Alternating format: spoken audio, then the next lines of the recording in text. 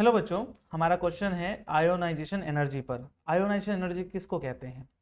जो atom, isolated gases atom के अंदर से जो मोस्ट क्लोजली बाउंड इलेक्ट्रॉन होता है, उस इलेक्ट्रॉन को हमेशा के लिए बाहर निकालने के लिए जो एनर्जी हमें लगती है, उस एनर्जी को कहते हैं हम आयोनाइजेशन एनर्जी। ओके, सो क्या कहते हैं हम?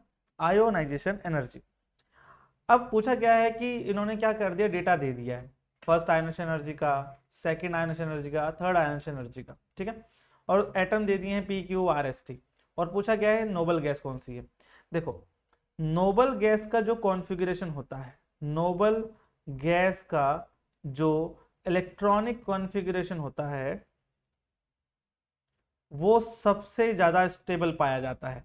क्यों पाया जाता है? क्योंकि ये गैसेस किसी के साथ रिएक्ट नहीं करती हैं। मोस्ट स्टेबल कॉन्फ़िगरेशन, अगर ये मोस्ट स्टेबल कॉन्फ़िगरेशन को अचीव कर रखी हैं, तभी इनको गैसों को नोबल गैस कहा जाता है, क्योंकि ये रिएक्ट नहीं करती हैं।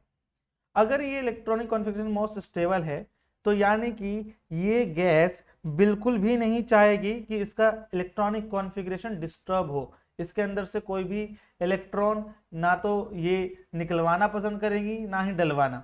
ना ही तो इसके अंदर इलेक्ट्रॉन डालना आसान होगा, ना ही इसके अंदर से इलेक्ट्रॉन को निकालना। ओके, मतलब to remove electron will be very very difficult, बहुत ज्यादा डिफिकल्ट होगा।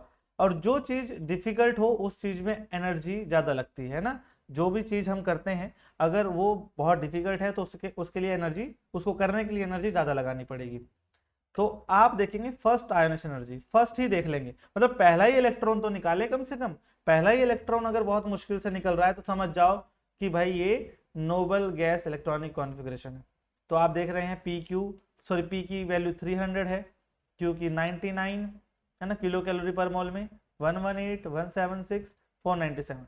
तो मैं क्या देख रहा हूँ, फर्स्ट जो पहला इलेक्ट्रॉन निकालने के लिए जो एनर्जी लग रही है वो टी में सबसे ज्यादा लग रही है, वो टी में सबसे ज्यादा लग रही है। तो आप समझ जाओ कि टी वो एटम है जिसका इलेक्ट्रॉनिक कॉन्फ़िगरेशन सबसे ज्यादा स्टेबल है।